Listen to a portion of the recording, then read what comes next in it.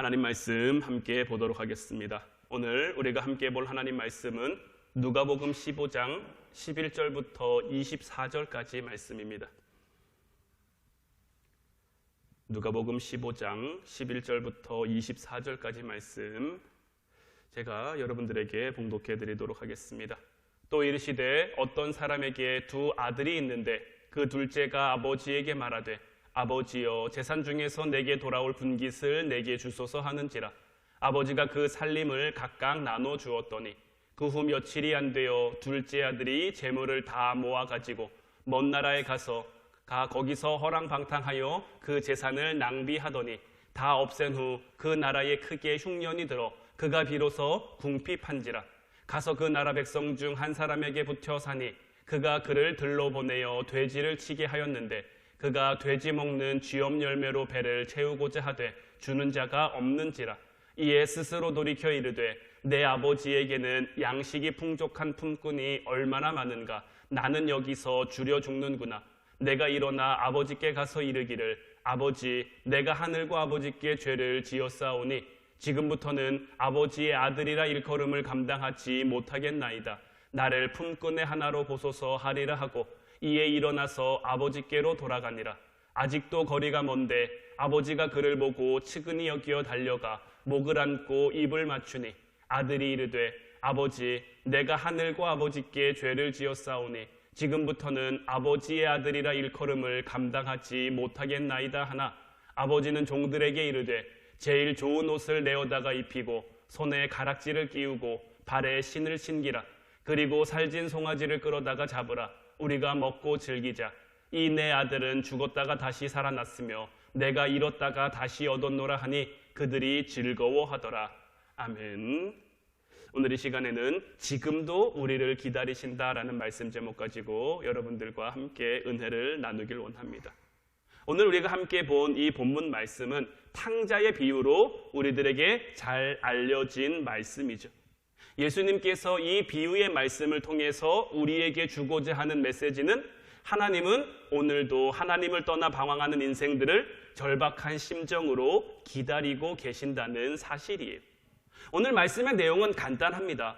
어느 부잣집에 두 아들이 있었는데 둘째 아들이 살아있는 아버지에게 유산을 미리 요구한 거죠. 그리고는 그 재물을 가지고 집을 떠나 제멋대로 살며 허랑방탕한 생활을 하게 된 거예요. 아버지에게 받은 돈을 다 허랑방탕하게 소비하고 빈털터리가 되어 비참한 생활을 하게 된 다음에야 자기의 잘못을 깨닫고 아버지에게로 돌아가기로 결심을 하죠. 아버지를 볼 염치가 없는 그는 이제는 아들이 아니라 아버지에게 있는 품꾼의 하나로 나를 여겨달라. 그렇게 받아주기만 해도 좋겠다. 그런 마음으로 아버지에게 돌아오고 있는 거예요. 그러니 그 발걸음이 얼마나 무겁겠습니까? 그러나 이런 아들의 걱정과는 달리 아버지는 날마다 문 앞에 나가서 그 아들을 기다리고 있었죠. 언제 돌아오나 언제나 오려나 오매불망 그 아들의 돌아옴을 기다리고 있었단 말이에요. 그래서 아들이 아직 먼데 그 멀리서 보이자마자 그것을 알아보고 달려가서 아들을 껴안고 입을 맞추고 송아지를 잡고 잔치를 열고 그 손에 가락지를 끼워주었죠. 이런 눈물겨운 아버지의 사랑을 경험하게 되었다. 이것이 오늘 말씀의 주된 내용인 거예요. 이 이야기에서 우리에게 주는 포인트는 딱 한 가지입니다. 바로 하나님의 사랑이에요. 사랑. 지금도 여전히 우리를 기다려주시는 그 아버지의 사랑을 우리는 오늘 말씀을 통해 깨달을 수 있어야 하는데 이 하나님의 사랑과 함께 우리가 눈여겨봐야 할 것은 뭐냐? 이 둘째 아들의 모습이에요. 둘째 아들은 안락하고 소중한 가정을 떠났어요. 삶을 허비했고 그에게 주어진 재물을 허랑방탕하게 다 소진하고 말았어요. 자기가 정말 밑바닥까지 정말 비참한 생활이 되고야 나서 아버지에게 돌아올 결심을 하게 되었다라는 거예요.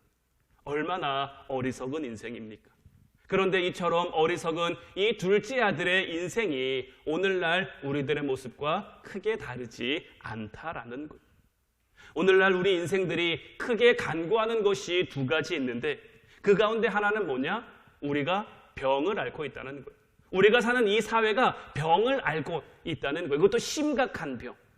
원래 세상의 모든 것은 궤도를 이탈하면 문제가 생기게 돼 있어요. 어항 속에 살고 있는 물고기가 어항 밖에 보이는 세상이 좋아 보인다고 물 밖으로 뛰쳐나가면 어떻게 되겠습니까? 물고기의 눈에 물 밖의 세상이 아무리 아름다워 보이고 아무리 좋아 보여도 이 물고기가 물을 떠난 순간부터 이 물고기는 점점 죽음을 향해 나아갈 수밖에 없는 거예요. 지금 우리가 사는 시대는 어떻습니까? 특히 청년들과 청소년들이 정말 제대로 된 가치 기준이 없이 혼란스러운 상태를 살아가고 있어요. 누가 이 아이들을 이렇게 만들었을까요? 지금도 촉법 소년들을 어떻게 해야 되냐, 이렇게 해야 되냐, 저렇게 해야 되냐. 왜냐하면 그 아이들의 범죄 수준이 날이 갈수록 심각해지고 있거든요. 점점 더 잔인해지고 있고 잔혹해지고 있고 어떻게 아이들이 이런 것까지 할 수 있을까 싶을 정도로 그런 큰 문제를 야기하고 있어요. 근데 이런 문제의 시발점이 어디서부터일까요? 바로 우리 어른들에게서부터인 거예요. 본능에 지배받는 그 어른들로 인해서 아직 어린 청년과 청소년들까지 기준 없는 혼란스러운 상태를 살아가게 된 거예요. 그런가 하면 이토록 혼란스러운 상황 속에서 얼마나 많은 사람들이 인생의 허무감에 시달리며 살아가고 있습니까? 우리나라의 자살률 몇 해째 OECD 회원국 가운데 1등이에요. 그것도 접전으로 1등이 아니라 독보적으로 1등이에요. 이제는 자살로 죽는 사람의 수가 교통사고로 죽는 사람의 수보다 훨씬 많아졌어요. 이런 몇 가지 사례들만 보더라도 우리가 오늘날 몸담고 살아가고 있는 이 세상이 정상은 아니다라는 것을 우리가 느낄 수 있죠. 오늘날 우리가 살아가고 있는 이 세상은 굉장히 중한 병에 걸려 있는 거예요. 왜 이런 일들이 일어나게 되는 걸까요? 왜 이런 현상들이 나타나게 되는 걸까요?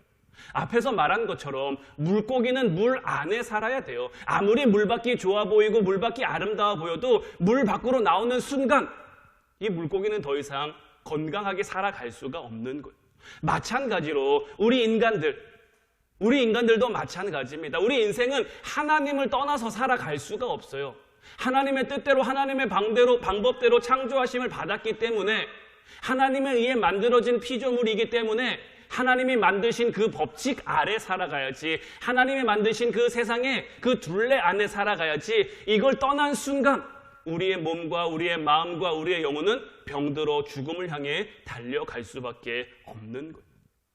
그런가 하면 우리 인생이 모르는 또 한 가지, 알면서도 때로는 무시하고 간과하는 또 한 가지가 있는데 그것은 뭐냐? 우리 인생을 향한 하나님의 사랑이에요. 지치지 않는 하나님의 사랑이에요.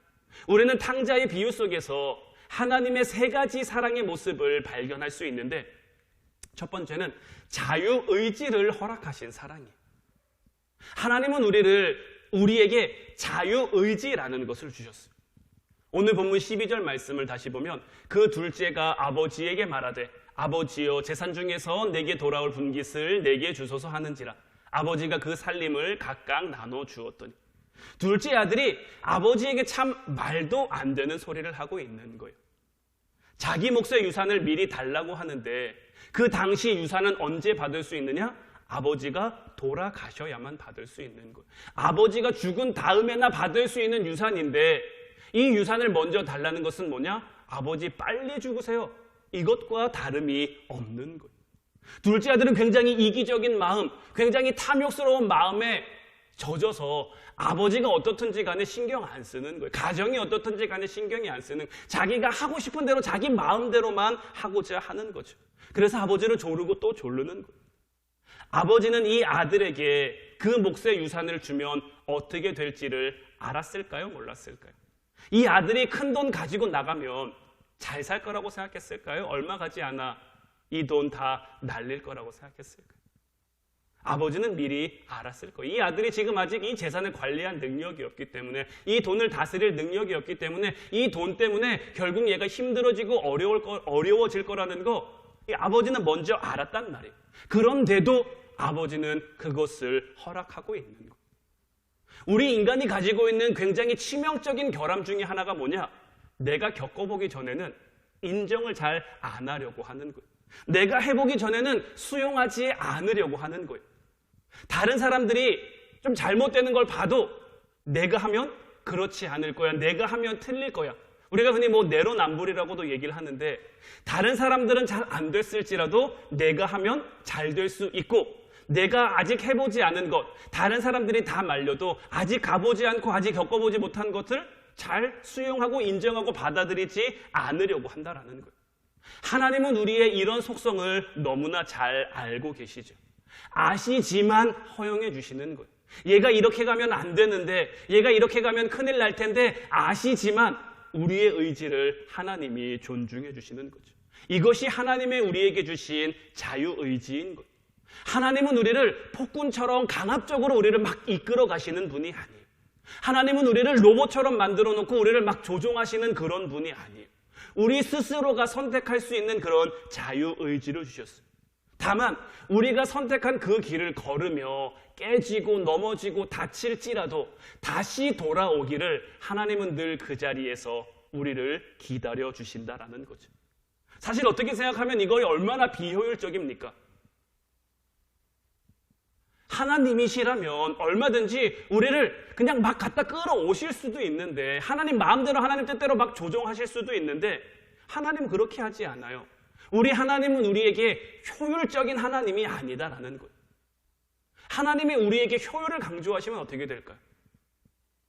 여기에는 얘를 쓰는 게 좋고 여기에는 얘를 쓰는 게 좋고, 하나님의 효율에 따라 능력 있는 사람, 힘 있는 사람, 잘 아는 사람, 잘 배운 사람, 이런 사람들만 데려다 쓰려고 하신다면 저 같은 사람들이 쓸 자리가 어디에 있겠습니까?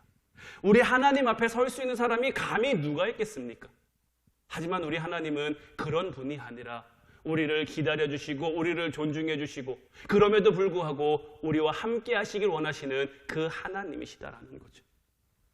또 우리가 알 수 있는 하나님의 사랑 두 번째는 뭐냐? 확신을 가지고 기다리시는 사랑이다라는 거예요. 당시 이스라엘의 상속법에 따르면 아들이 둘일 경우 큰아들이 재산의 3분의 1을 받게 돼 있고요, 둘째 아들이 나머지 3분의 1 재산을 받게 돼 있어요. 따라서 이 아들이 가지고 나간 재산은 그 아버지가 가지고 있는 거에 3분의 1쯤 되었을 거예요. 아버지는 그 재산을 다 허비하기 전에는 이 아들이 돌아오지 않을 거다라는 것을 잘 알고 있었어요. 그렇게 아들을 재산을 주어 내보내고도 늘 오매불망 아들이 이제 오나 저제 오나 매일 나가서 기다리고 있는 거죠. 이것이 뭘 의미하느냐? 이 아버지는 아들이 지금 당장은 아니지만, 지금 당장은 깨닫지 못했지만 이 아들이 반드시 돌아올 거다라는 그 확신을 가지고 있는 것, 그 확신을 가지고 우리를 기다리고 계신 거죠. 이것이 바로 하나님의 우리를 향한 사랑의 표현이신 거예요. 하나님은 우리가 돌아올 거라는 것, 돌이킬 거라는 것을 확신하시고 문 밖에 서서 기다리고 계신 거죠. 요한계시록 1장의 말씀처럼 볼지어다 내가 문 밖에 서서 두드리노니 누구든지 내 음성을 듣고 문을 열면 내가 그에게로 들어간다라는 거예요. 강제로 우리 마음의 문을 열고 들어오실 수도 있을 거예요. 얼마든지 강압적으로 문 밖으로 우리를 끌어내실 수도 있지만 우리 하나님은 그렇게 하지 않으시고, 얘가 반드시 문을 열 거야, 반드시 돌아설 거야, 반드시 제자리로 돌아올 거야, 그 확신을 가지고 우리를 변함없는 사랑의 마음을 가지고 기다려 주신다라는 거죠. 세 번째로 우리가 알 수 있는 사랑의 모습은 어떤 모습이냐? 잘못을 추궁하지 않으시는 사랑이다라는 거예요. 오늘 본문 20절 말씀을 보면, 이에 일어나서 아버지께로 돌아가니라. 아직도 거리가 먼데 아버지가 그를 보고 측은히 여겨 달려가 목을 안고 입을 맞추니. 여기에 드러난 이 측은지심이야말로 우리를 향한 하나님의 사랑을 그대로 묘사하는 게 아닌가라고 여겨져요. 아버지는 허랑방탕한 삶을 살다 온 둘째 아들을 괘씸하게 여기지 않아요. 소중한 재산을 엉뚱한 데 다 소비했잖아요. 자기 마음대로 자기 뜻대로 막 살다가 돌아온 그 빈털터리 둘째 아들을 배은망덕한 자식으로 여기지 않는다라는 거죠.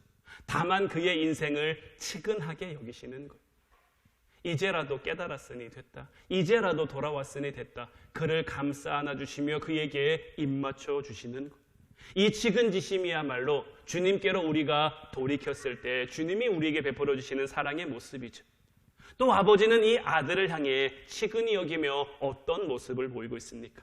이 아들에게 달려가서 목을 안고 입을 맞추고 있는 거죠. 물론 이건 당시의 중동의 풍습입니다. 그런데 어떤 분이 이 부분을 이렇게도 해석을 해 놓으셨더라고요. 이 아버지가 아들에게 입 맞춘 것은 죄송한 마음에 할 말 없는 아들의 입을 막은 거다. 말 안 해도 괜찮다는 거죠. 너의 그 미안한 마음 내가 다 알고 있으니 괜찮다라는 것. 과거의 잘못을 추궁하지 않으시는 그 하나님의 모습을 볼 수 있는 모습인 거죠. 지금 우리가 어떤 모습으로 살고 있는가가 중요한 게 아니에요. 우리가 과거에 어떤 모습으로 살았는가가 중요한 것도 아니에요.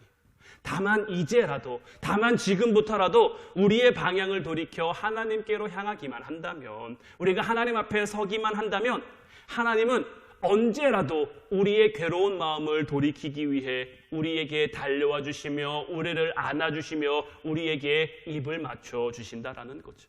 하나님의 사랑은 지금도 여전히 우리를 향하고 있어요. 우리가 그 사랑으로 향하기만 하면 우리는 그 사랑 가운데 살아갈 수 있는 거예요. 이제 우리의 영적인 눈을 떠서 그 하나님의 사랑을 바라볼 수 있어야 할 줄로 믿습니다. 그 사랑을 바라볼 수 있는 그 눈이 열리는 은혜가 오늘 이 밤 저와 여러분들 가운데 임해야 하는 것. 그래서 문 밖에 서서 하염없이 우리를 기다리시는 그 하나님 아버지를 만날 수 있어야지. 여러분은 오늘 이 밤 하나님을 만나기를 원하십니까? 하나님의 사랑 가운데 거하며 하나님의 사랑 누리며 그 하나님 사랑으로 살아가기를 원하십니까? 그렇다면 우리에게는 두 가지가 필요해요. 첫 번째는 영적으로 궁핍한 상태라는 것을 우리가 스스로 자각할 수 있어야 되는 거예요. 이 아들이 언제 그 마음을 돌이키기 시작했을까요? 오늘 본문 14절 말씀을 보면 다 없앤 후 그 나라에 크게 흉년이 들어 그가 비로소 궁핍한지라. 그가 돈이 있을 때는 아버지 생각도 안 났을 거예요. 그가 돈을 쓸 때는 아버지가 어땠는지, 집이 어땠는지 생각도 안 났을 거예요. 그런데 그것이 다 없어진 후 그가 궁핍해지니까 얼마나 집이 많이 생각났을까요? 하지만 바로 돌아가지는 못하죠. 자기가 해볼 수 있는 거 다 해봐요. 그래서 돼지들을 치면서 돼지들이 먹는 쥐염 열매로 배를 채우려고 하는데 그마저도 쉽지 않은 거죠. 탕자가 아버지에게로 돌아오게 된 근본적인 이유는 자기 자신의 궁핍함을 뼈저리게 깨달은 이후에야 아버지에게 돌아갈 수 있었다라는 것. 우리 역시 마찬가지예요. 우리 손에 쥐어진 게 많으면, 우리 손에 있는 게 많으면 자꾸 우리는 하나님을 의지하기보다 내 손에 있는 것을 의지하고 싶어 해요. 어떤 분들은 말합니다. 기도하면 밥이 나오냐 떡이 나오냐. 내가 발로 뛰어야지, 내가 직접 움직여야지. 물론 하나님이 우리를 통해 일하실 수도 있죠. 하지만 일의 순서라는 게 우리가 하나님을 바라보고 하나님을 의지하는 게 먼저인 거예요. 내가 뛰고 내가 하고 뭐 돈이 해결하고 사람이 해결할 수 있지만 그것을 하나님이 나에게 붙여주시느냐 붙여주시지 않느냐는 굉장히 큰 거예요. 우리는 다 내려놓고 다 비워놓고 하나님 바라볼 수 있어야 되는 거예요. 모든 문제 앞에서 우리의 마음이 급해질 수도 있지만 조급해질 수도 있지만 이런 마음조차도 다 내려놓고 우리를 향해 역사하시는, 왜 우리나라 속담 중에도 급할수록 돌아가라는 말이 있죠. 그 속담처럼 정말 급한 일이 우리에게 주어졌을 때, 다급한 상황이 우리에게 주어졌을 때 그 순간 하나님을 우리가 바라보고 하나님을 의지하면 하나님은 우리가 감당할 수 있는 것들만 허락하신다고 하셨어요. 그것을 감당하지 못하겠으면 피할 길을 열어주신다고 하셨거든요. 우리가 이런 하나님의 말씀을 믿고 의지한다면 정말 다 내려놓고 정말 영적으로 궁핍한 그 상태라는 것을 자각하고 하나님께 내어드려야죠. 우리의 몸도 우리의 마음도 우리의 모든 것도. 우리 모두 내면의 허전함이 영적인 그 궁핍함으로 인함임을 깨달을 수 있기를 주님의 이름으로 축원해드립니다. 두 번째는 이제 깨달았다면 결단해야죠. 결단해야 되는 것. 오늘 보면 17절부터 19절 말씀을 다시 보면 이에 스스로 돌이켜 이르되 내 아버지에게는 양식이 풍족한 품꾼이 얼마나 많은가. 나는 여기서 주려 죽는구나. 내가 일어나 아버지께 가서 이르기를 아버지 내가 하늘과 아버지께 죄를 지었사오니 지금부터는 아버지의 아들이라 일컬음을 감당하지 못하겠나이다. 나를 품꾼의 하나로 보소서 하리라 하고. 탕자는 어떻게 결단을 했습니까? 이에 스스로 돌이켜 이르되라고 되어 있죠. 누가 시킨 게 아니에요. 누가 떠민 게 아니에요. 스스로가 결단해야 되는 거예요. 스스로가 나아가야 되는 거예요. 우리의 신앙과 우리의 믿음은 하나님과 나 사이의 1대1인 거예요. 물론 다른 사람들이 도움을 주고 다른 사람들이 권면해주고 다른 사람들이 중보할 수 있지만 결국 하나님 앞에 서야 되는 것은 누구입니까? 나 자신이 서야 되는 거예요. 내가 다시 하나님의 사랑 가운데 거하길 원한다면, 내가 다시 하나님의 은혜를 입으며 살아가길 원한다면 내가 스스로 돌이켜 하나님 앞에 서는 그 결단이 있어야 하는 거예요. 깨달았다면 더 이상 추상적인 어떤 관념에 머물러 있는 것이 아니라, 생각에만 머물러 있는 것이 아니라 움직여야죠. 의지적으로 일어나. 그래서 이 탕자도 다시 아버지께로 돌아오잖아요. 돌아오는 발걸음이 얼마나 무거웠겠습니까? 돌아오는 내내 그가 얼마나 참 많은 무서움과 두려움에 사로잡혀 있었겠습니까? 하지만 그럼에도 그가 돌아오니까 그에게 모든 은혜가 회복되는 거예요. 사실 그가 아버지를 떠났을 때는 그에게 주어진 모든 권리를 다 박차고 나간 거예요. 이미 자기 몫의 유산도 다 받았잖아요. 그 집에 더 이상 자기의 것이라고는 요만큼도 남아있지 않은 거예요. 그럼에도 아버지는 그를 사랑하셔서 돌아온 그에게 모든 권리와 모든 은혜를 다시 베풀어 주신 것. 우리가 영적으로 궁핍한 형실, 병든 우리의 몸을 자각하고 하나님 앞으로 이제 돌아가겠다고 깨닫기만 하면 하나님께서 우리에게 크신 은혜를 베풀어 주실 줄로 믿습니다. 어떤 것으로도 해결하지 못했던 그 영혼의 목마름이 해결되고 마음의 풍요함, 마음의 풍성함이 우리에게 주어질 줄로 믿습니다. 우리가 하나님께로 돌아가면 그 하나님께 붙잡힌 그 이유, 정말 설명할 수 없는 기쁨, 그 설명할 수 없는, 정말 우리가 말도 안 되는 그 하나님이 주시는 평안함과 부요함이 우리의 마음속에 차오르게 될 줄로 믿습니다. 이제 정말 다시 시작하는 저와 여러분들 가운데, 다시 하나님 앞에 서고자 하는 저와 여러분들 가운데 이런 하나님의 사랑이 정말 가슴 진하게 새겨질 수 있기를 주님의 이름으로 축원해 드립니다.